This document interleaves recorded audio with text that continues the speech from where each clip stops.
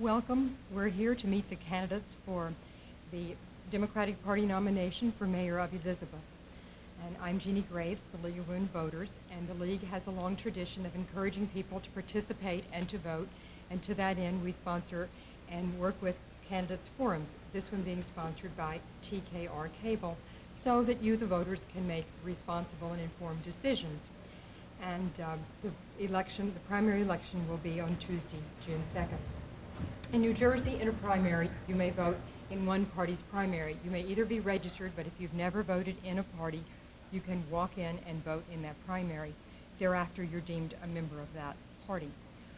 The candidates for Democratic mayor are, at the far end, Robert Jaspan, a present councilman, Salaam Ismail, Thomas Dunn, the incumbent mayor running for his 8th term, and Chris Bollwage, currently a member of the Elizabeth City Council. And they will be asked questions on a rotating system by members of a panel from the media. And I would ask each one to ask the candidate a question. The candidate will have 2 minutes to answer that. And please, when you come to that end of the 2 minutes, go on, because that's what will make it an effective use of time. The panel is Sam Sayegh of radio station WJDM, Gabriel Gluck of the Star Ledger, Mike Murray of the Suburban News, and Daniel Garcia of Lavas. And we will start with them in that order, and they will be asking questions to Mayor Dunn, Chris Bollwage, Robert Jaspan, and Salaam Ismail, and the panelists will continue in the same order, but they will rotate asking questions. So we'll start with that. Thank you. Mayor Dunn, my question has to do with the economy. We're in the midst of a national recession. This region has lost hundreds of thousands of jobs. Elizabeth has lost thousands. What would you do in the next 4 years if you're reelected to bring those jobs back, to increase ratables, and just to bring this unemployment rate down?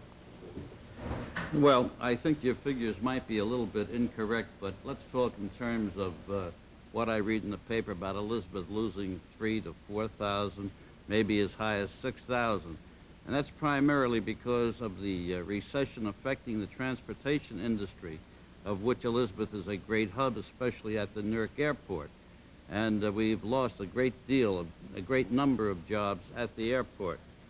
I would continue doing exactly what I'm doing now as the mayor, trying to meet with CEOs and people with money who are interested in relocating their business or expanding their business, and trying to sell to them the advantages of locating in Elizabeth. Our continuity of local government, our good fiscal credit rating, for example, our low tax rate, the incentives that we can offer in the form of tax abatements, which is becoming a very highly competitive thing among all urban cities today.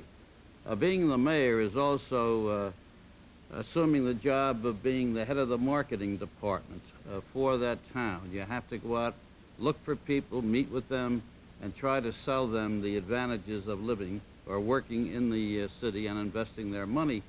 And you must have the public sector working with you in order to succeed. It's a combination of the people who are already here working with the government to try to attract new people, and that's what I would continue doing. Mr. Gluck? Councilman Bollwage, to date, of the $92,000 that your organization has raised from contributors who have given $100 or more to your campaign, approximately 85% of that money has come from outside of Elizabeth. And among the donations from inside the city is a $5,000 contribution from the Friends of Ray Lesniak, one of your major supporters. This is a two-part question. First, why would so many people from outside Elizabeth donate to your campaign? And secondly, if you are elected, what role would Senator Lesniak play in your administration? The city of Elizabeth has for long and many years been faced with opportunities that others including members inside the city of Elizabeth as well as outside the city of Elizabeth, have not had opportunities. Senator Lesniak will not play any role in the administration that will be headed by Councilman Bollwage as mayor in 1993. He is active in participating in raising some funds for this campaign. However, I also have been extremely active in raising funds for this campaign, and the funds that I have raised have come from supporters within the city, without the city, from business contacts that I have generated, from other contacts that I have generated in the political world, from contacts that I've generated in the business world. I think the ability to run for mayor is an extremely costly maneuver. When you compare the financial arrangements that I have with my competition, you will also note that some of the same funds are raised from outside the city as well.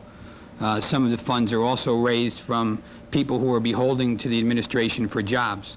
Funds are generated by the administration by saying, we've given you a job, now we think that you should supply us with some campaign contributions in order to allow us to seek re-election. Mr. Murray? Mr. Jaspan, as Third Ward Councilman, you've opposed the Midtown Redevelopment project, citing the Morris Avenue tract for blighting, and you were opposed to it. Can you give your specific reasons for being opposed to the Midtown Redevelopment project as it is, and do you have an alternative proposal for redeveloping Midtown?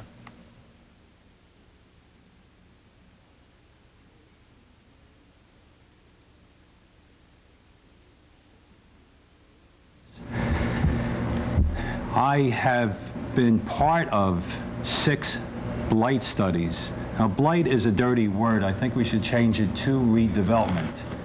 And if we look at the different parts of the city that we want to redevelop, and the Midtown development area, which was originally approved by the planning board, which has approximately 15 acres of redevelopment property within those boundaries. Hovnanian came to Elizabeth, came to City Council, and wanted to increase that property. I had problems. I have a lot of problems with what Hovnanian presented to us at a meeting in City Council. I felt that we had approximately 15 acres, that was the original boundary lines, and that they had more than enough property to do the development.